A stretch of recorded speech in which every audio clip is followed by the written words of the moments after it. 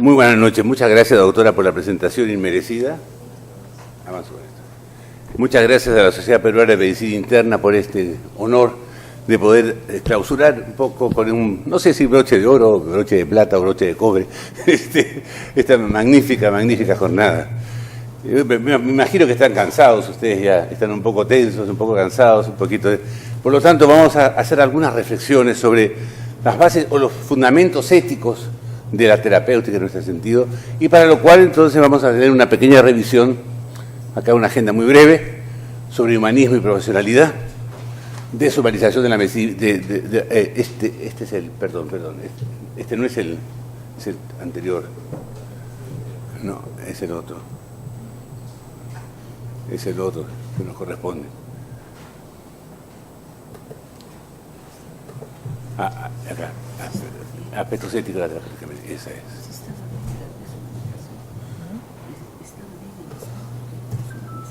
Lo que pasa es que ayer tuvo otra conferencia sobre humanismo médico. Ahora, esta es la agenda. Hipócrates de Cos nos hablaba en el siglo IV a.C. sobre las 4 obligaciones que tiene el Medes, el médico. Medes es una palabra etrusca que significa mediador, o sea, el mediador entre los seres humanos y los dioses. Ante todo, jamás inquietar, decía Hipócrates, el famoso Hipócrates de Cos, siempre que sea posible aliviar, a veces curar, nosotros tenemos que curar, esta terapéutica, entonces que vamos a curar, no siempre se puede curar, como todos sabemos, y en toda ocasión consolar y acompañar, como labor del médico, como labor del Medes, como aquel que realmente debe otorgar o dar realmente lo mejor que tiene de sí al que lo solicita, que es el paciente. Esto forma parte del Corpus Hippocraticum, que es el conjunto de escritos atribuidos a Hipócrates y a toda su escuela, una escuela realmente muy grande, porque Hipócrates trabajó con mucha gente, porque tuvo la suerte de vivir muchos años. Y acá tenemos los temas a tratar, algunos aspectos generales sobre la bioética clínica, que vamos a aplicar luego a la terapéutica, a conceptos, digamos, terapéuticos, que es lo que nos han pedido. Esa es la definición clásica de Potter sobre lo que es la bioética. Una disciplina que intenta promover un comportamiento adecuado a la dignidad del ser humano, en cuanto que el ser humano es persona, siempre persona, en los diversos profesionales de salud, de acuerdo con la tabla de valores, tabla axiológica que rige las relaciones entre las personas. Acá los 4 grandes conceptos son esos que están señalados en negrita: disciplina, de que viene del latín dicere, que significa aprender. Por lo tanto, la disciplina es todo lo que se aprende, todo lo que se enseña, el aprendizaje como el discípulo, el disciplinado. Realmente está justamente, la bioética es algo que está permanentemente aprendiendo, está discutiendo, está animando, está avanzando, etcétera, como cualquier disciplina de la medicina. De acuerdo a la dignidad del ser humano, que es persona. Este tema de la dignidad es un tema fundamental en ética y fundamental también en lo que vamos a ver, porque tiene que ver con los valores endógenos o internos del ser humano, que es persona, esos valores que tienen una característica fundamental, que no son comparables ni son intercambiables, ni comparables con otros, ni intercambiables por otros. Al revés de los valores externos o exógenos, que sí son comparables y sí son intercambiables. Y así ponemos un ejemplo muy simple. Un valor exógeno cualquiera, que es un valor material, podría ser comparado e intercambiado. El valor de una casa puede ser intercambiado por 4 o 5 automóviles, porque están en el mismo plano y se pueden comparar e intercambiar. Pero es totalmente imposible comparar la dignidad de una persona con un automóvil, o intercambiar una casa por la dignidad de una persona, porque indudablemente están en una dimensión totalmente diferente. Por lo tanto, la bioética tiene que ver con la dignidad de los seres humanos, la dignidad de los seres humanos que son personas. Y lógicamente eso tiene que ser respetado en todo momento en la relación entre el médico y su paciente o sus pacientes. Persona viene de personale, como ustedes saben, que significa resonar. Y por lo tanto, la persona es lo que hace resonar al ser humano, o sea, la forma como el ser humano resuena en su ambiente, en su entorno. Inicialmente, persona era una máscara que los actores y las actrices se ponían en el teatro romano para hacer resonar su voz. Cuando no había, digamos, ningún elemento técnico para que la voz se escuchara en un ámbito grande del teatro, por ejemplo. Inicialmente se fue llamado persona a la máscara, Pasando el tiempo, se llamó persona al actor o a la actriz que salía provisto de su máscara. Y así entonces, en el siglo III de nuestra era, por primera vez se llamó persona al ser humano, cuando un filósofo cristiano de aquella época, posiblemente Boecio, consideró que el ser humano es la máscara de resonancia de la voz divina en el mundo. La voz divina, la voz de Dios, la voz del absoluto, la voz del eterno, la voz del infinito. Y así resuena, entonces así aparece el nombre, el concepto de persona relacionado con mundo, entorno, mundo, porque mundo significa limpio. Mundus, limpio en latín, inmundo, sucio, indudablemente. La persona entonces hace que su entorno sea limpio, porque realmente resuena por su sola presencia. Y eso entonces, la dignidad de la persona, justamente debe ser respetada por los profesionales de salud. Y a eso es lo que vamos. Profesional, profesare, en latín, viene de profesare, igual que profesor, que significa manifestar toda su esencia. El que profesa realmente manifiesta todo lo que es, todo el profesor o el profesional, todo lo que es, todas sus experiencias, toda su sabiduría, toda su inteligencia, su voluntad, su afectividad, justamente su esencia es justamente manifestada y entonces profesa. Y de ahí resulta algo sumamente importante. Un profesional, un buen profesional, necesariamente tiene que ser una buena persona. Una buena persona porque va a profesar todo lo que tiene. Un mal profesional, un buen profesional no podría ser una mala persona. En cambio, muy diferente es el técnico. Tecné en griego significa arte, hacer, realizar. Un técnico que no necesariamente profesa, hace cosas y las hace muy bien, pero no necesariamente profesa, y al no profesar necesariamente, podría no ser una buena persona.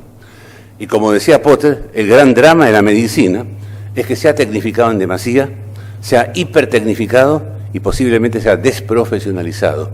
Y por lo tanto tenemos que algunos profesionales, entre comillas, que son buenos técnicos, no necesariamente son buenas personas. Y lógicamente la bioética estaba dirigida justamente a esto. La figura del profesional es absolutamente fundamental. Hoy día se habla mucho de profesionalidad, del profesionalismo, y justamente en la relación médico-paciente el profesional es básico, el médico es básico, es fundamental.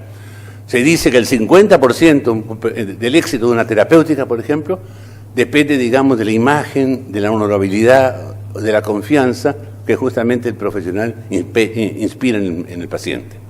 Y que el paciente, cuando ve que ese profesional vale la pena y que realmente es valioso en todo sentido como persona y como profesional, la terapéutica tendrá muchos visos de tener éxito, de llevarse a buen puerto. Y efectivamente, entonces, esa relación es absolutamente fundamental. Las actitudes fundamentales, clásicas, la prudencia, que es la frónesis, la actitud fronética, la inteligencia serena, la inteligencia tranquila, la modestia, o sea, la humildad, la capacidad de seguir avanzando, de seguir creciendo. Humus significa tierra, piso, avanzar permanentemente. La compasión o solidaridad también, hoy día se llama compasión, que nada tiene que ver con la pena ni con la lástima, sino la compasión significa ponerse en el lugar del otro, asumir lo que el otro tiene, en este caso el paciente, y lógicamente poder ayudarlo en forma efectiva. La responsabilidad y sobre todo la veracidad, elementos fundamentales. Ahí tenemos entonces estos grandes conceptos de prudencia, de humildad, que son conceptos muy antiguos y que hoy día siguen siendo absolutamente vigentes y absolutamente válidos en la relación médico-paciente.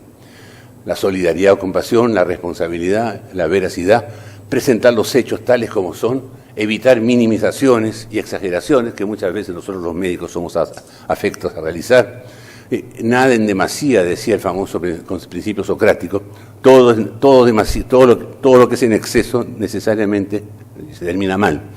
No minimizar ni tampoco exagerar por motivos que no son realmente el bienestar del paciente, aquello que vamos a entregarle al paciente como terapéutica, por ejemplo, o como medio para poder sobrepasar o superar su problema.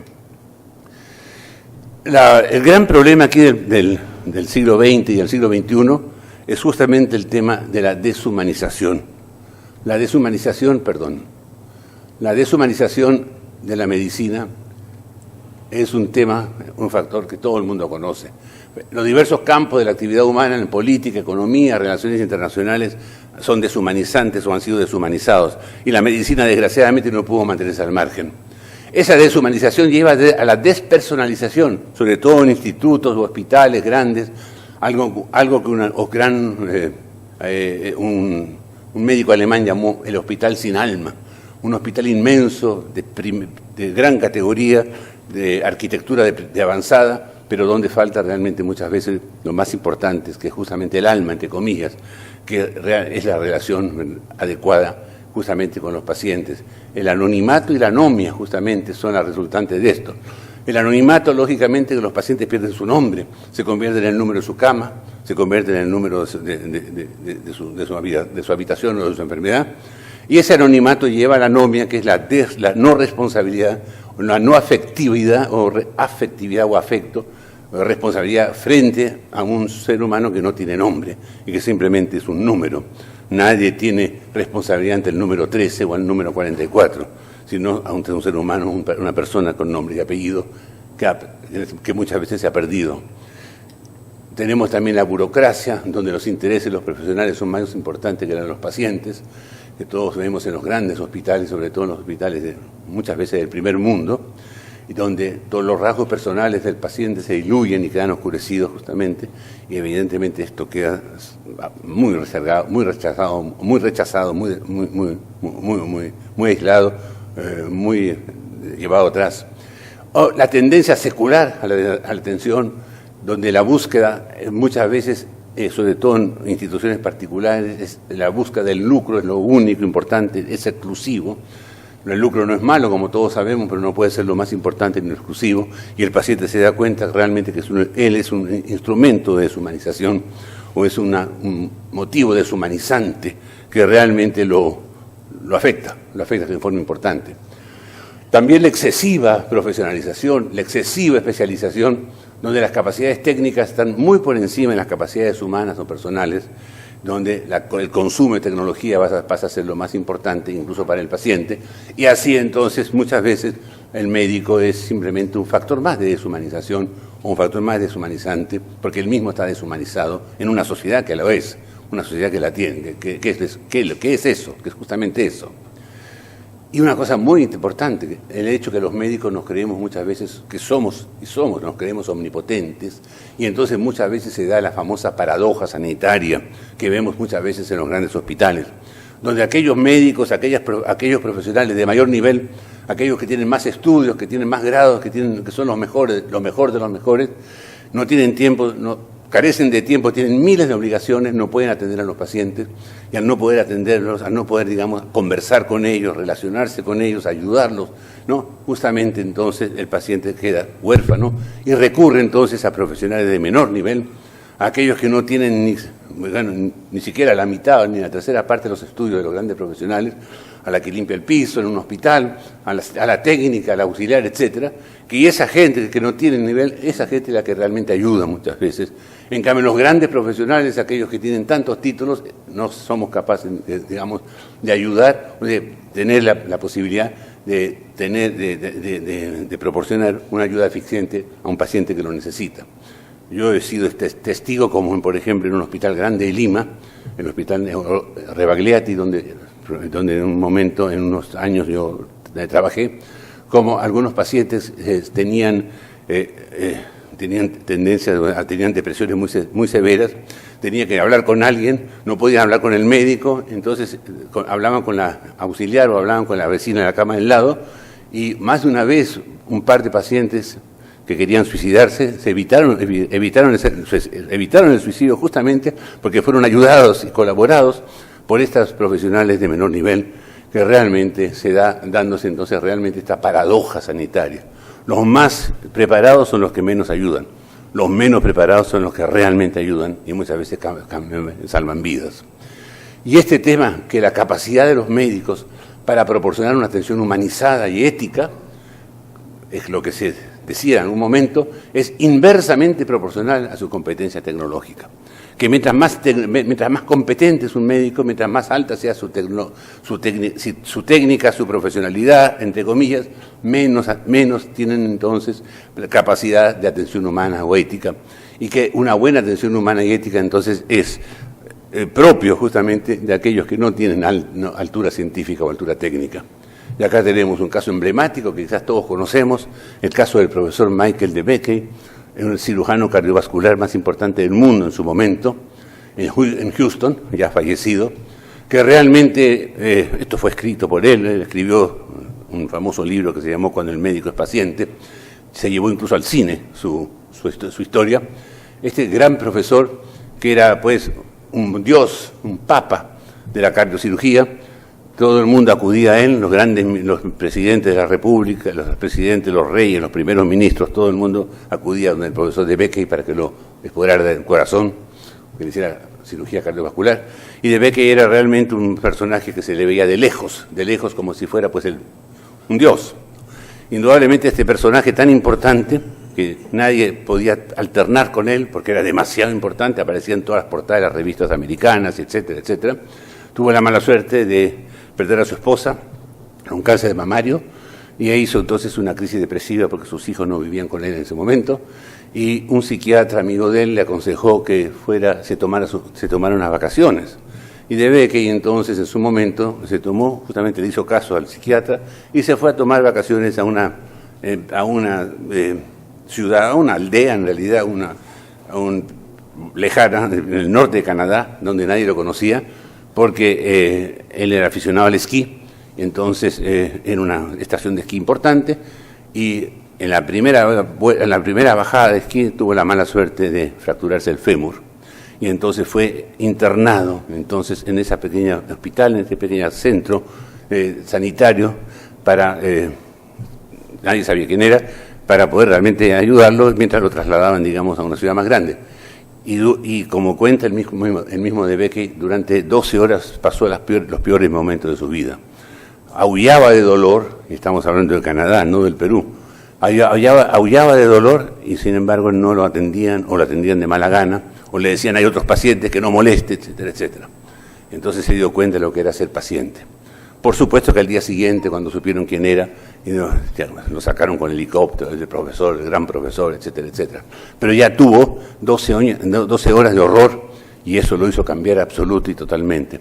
Y luego DeBakey convirtió cuando regresó a Houston, convirtió su servicio en realmente un servicio de ética, un servicio donde realmente la parte humana, la parte humanista, como él mismo confesó más tarde, fue, digamos, lo más importante.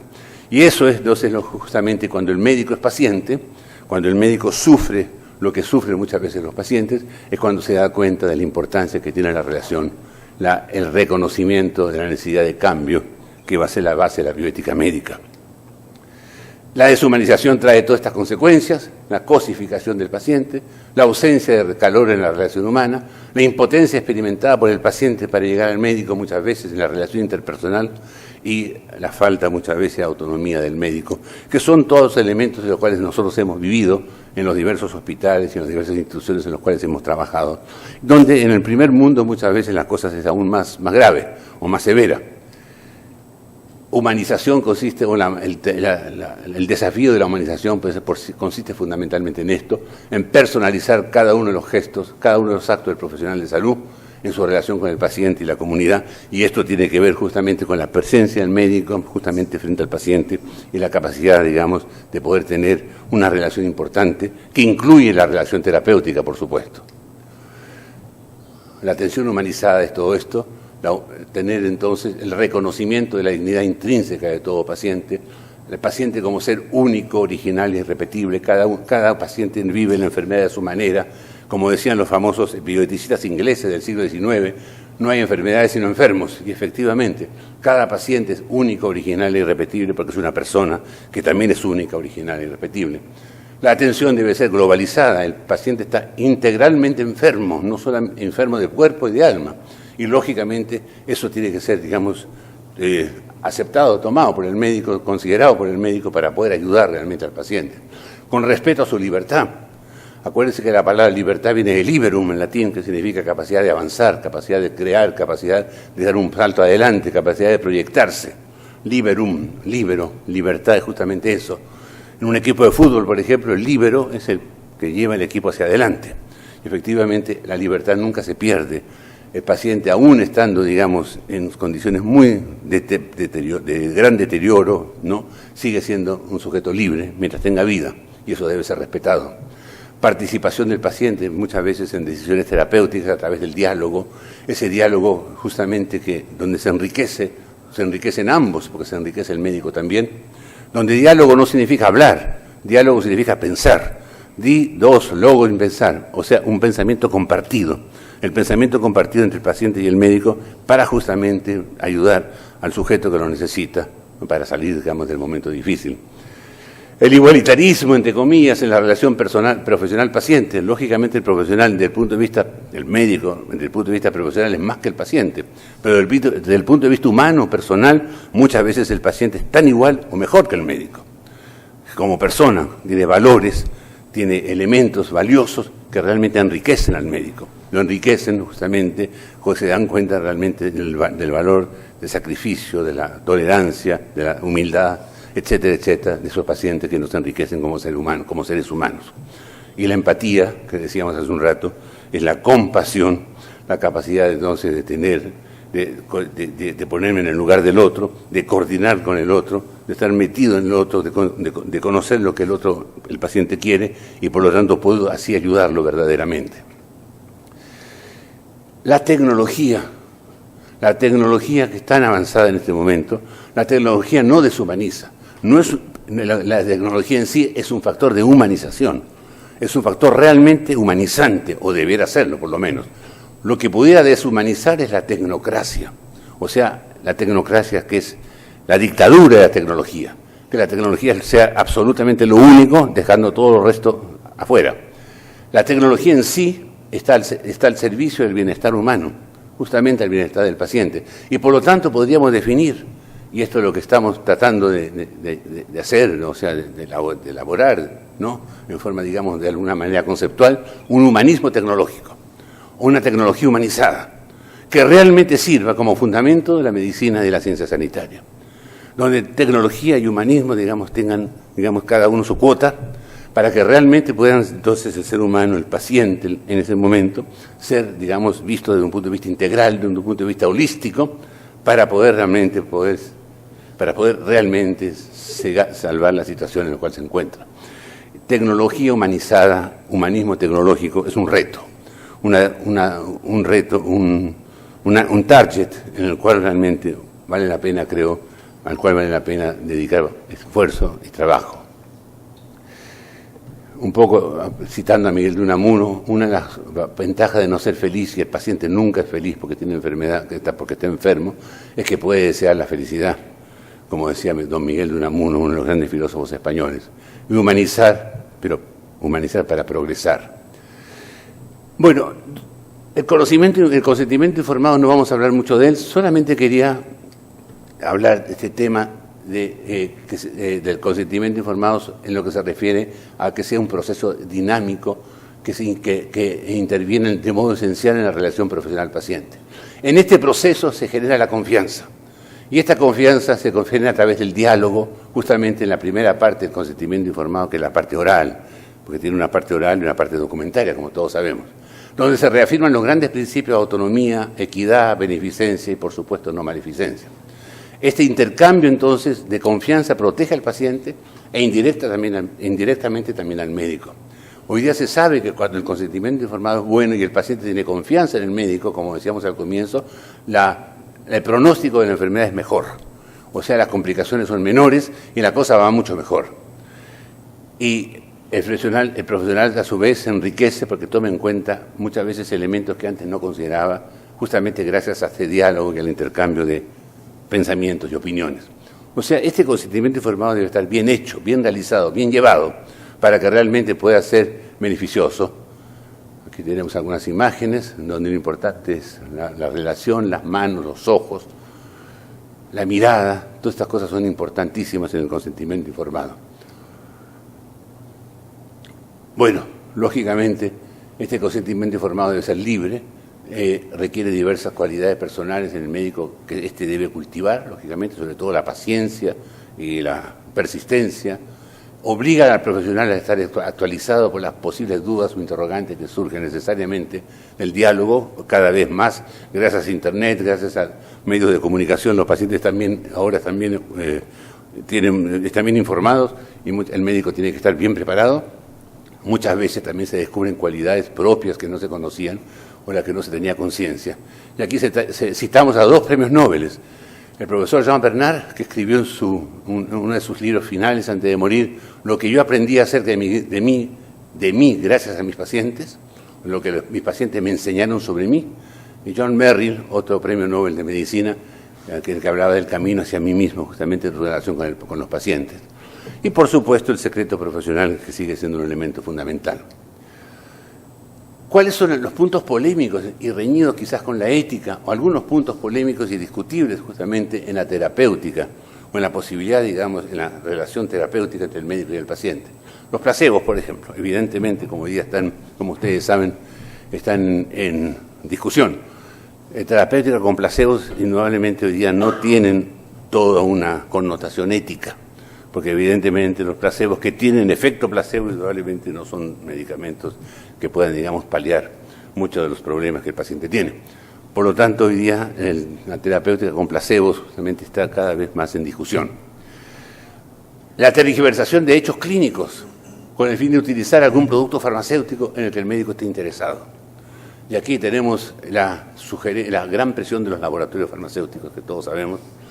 No solamente presión, sino sugerencias y a veces, pues, lógicamente, presión económica, donde evidentemente los laboratorios están interesados en promocionar su producto y muchas veces entonces hay algunos presentan algunos datos que no son realmente verdaderos, que son discutibles. Y el médico muchas veces se plega, o nos plegamos a ellos, para justamente intentar entonces conformar o satisfacer lo que el laboratorio nos pide o que nos exige, porque de alguna manera nos dan alguna compensación. Esto es un problema importante que merece verdaderamente es un tema ético que merece discusión justamente, porque los laboratorios son hoy día los que dan mayor información o mayor cantidad de información y muchas veces no información totalmente veraz, no información totalmente veraz, verdadera o segura. Ese es un tema ético que realmente estamos obligados como médicos, como profesionales a considerar. O información incompleta o alterada al paciente para un fin que se considera adecuado. Cuando queremos realmente que un medicamento tenga el efecto que queremos que tenga, ¿no es cierto? Le inventamos, le aducimos que tiene algunas propiedades que realmente no tiene, para convencer al paciente que debe utilizarse o que debe ser utilizado. Hubo la subjetividad en la interpretación de los hechos y consecuente apresurada y una terapia consecuentemente apresurada, ¿no?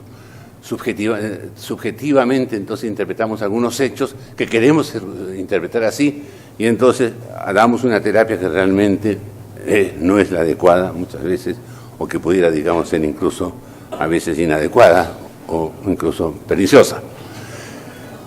Donde el subjetivismo, la subjetividad viene a ser entonces un elemento importante y una subjetividad que es de alguna manera interesada, por decirlo de alguna manera. O indicaciones con drogas experimentales no aprobadas todavía y considerar que se trata de un acto médico normal. El ejemplo típico es la terapia con células madre. Esta terapia con células madre es maravillosa en ciertos casos, pero no es una terapia totalmente aprobada a nivel mundial. Y entonces, éticamente no deberíamos exigir retribución económica, a pesar de tratarse de tratamiento, porque se trata de tratamientos que están solamente en fase experimental. Por lo tanto, no deberíamos cobrar, ¿no? por aplicación de células madre, porque todavía las células madre no están oficialmente aprobadas a nivel internacional, a nivel mundial. Y por lo tanto ahí tenemos un tema ético que habría que considerar. Si realmente las terapias experimentales, por muy promisorias que sean, por muy efectivas que parezcan ser, deberíamos, y si las estamos usando normalmente, sí deberíamos entonces exigir compensación económica, a veces compensación económica importante. Esto es un tema ético realmente a discutir y que evidentemente no hay todavía un acuerdo total o completo. Y por supuesto la falsa autoría. La falsa autoría, presentación de datos e informes ajenos, ¿no?, que se presentan como propios, con drogas no existentes en nuestro país, por ejemplo. O sea, entonces realmente a veces uno es autor entre comillas, de tratamientos con medicamentos que no están al alcance de nosotros, e inventamos entonces, o somos capaces, o no sé si inventamos, pero por lo menos presentamos datos que no están totalmente y normalmente comprobados. Todo esto son temas éticos, son puntos polémicos reñidos con la ética.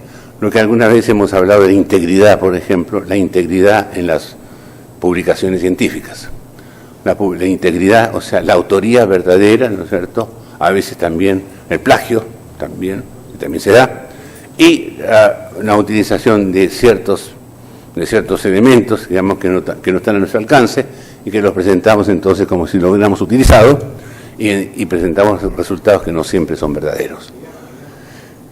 Todos esos temas son temas de tipo ético que deben ser discutidos y que deben ser de alguna manera considerados dentro, digamos, de la relación ética de la relación ética del paciente, del profesional con sus pacientes, con la comunidad y con la comunidad científica también.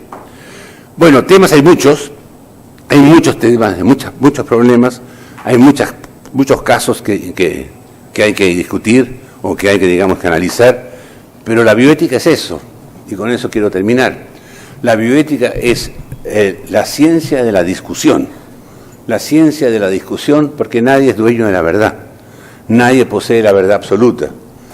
Lo interesante es discutir los diferentes temas que se presentan y priorizar valores, priorizar aquellos valores o aquellos elementos que son aparentemente más valiosos que otros, y en la priorización de valores justamente centrar todos nuestros esfuerzos.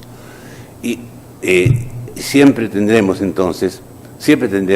la posibilidad, digamos, de poner por encima algunos elementos que nos parecen más valiosos, sabiendo que en un segundo momento, en un momento más tardío, en un momento posterior, ese primer, digamos, intento puede ser, digamos, reemplazado por otro.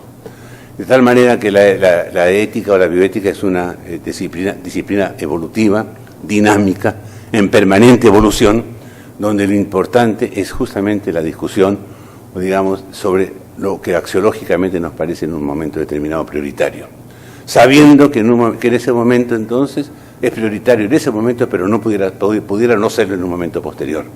Y entonces eso le da el dinamismo a la ética y le da la posibilidad entonces de estar permanentemente discutiendo o discurriendo sobre temas, digamos, axiológicos, temas de valores que tienen que ver justamente con la conducta humana y el hábito en beneficio de nuestros pacientes, en beneficio de la comunidad y en beneficio de la humanidad en general. Muy bien, todo esto, conocemos esta imagen, es una medicina, la medicina entonces está basada en la persona, el ser humano que es persona, al cual todos tenemos que mirar, porque lo importante, lo interesante, lo valioso es justamente la persona y el bienestar pleno y fundamental y esencial del ser humano como persona. El ser humano que es un paciente, que lo está pasando mal, pero que esencialmente lo que está menoscabado justamente es su ser personal, es su esencia de persona. Muchas gracias. Muchísimas gracias.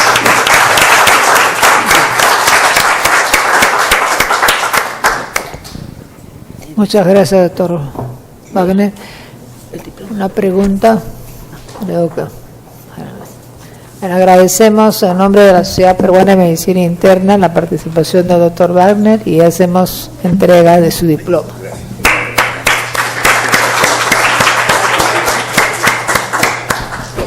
Se dará inicio al examen, por favor, doctores. Guarden.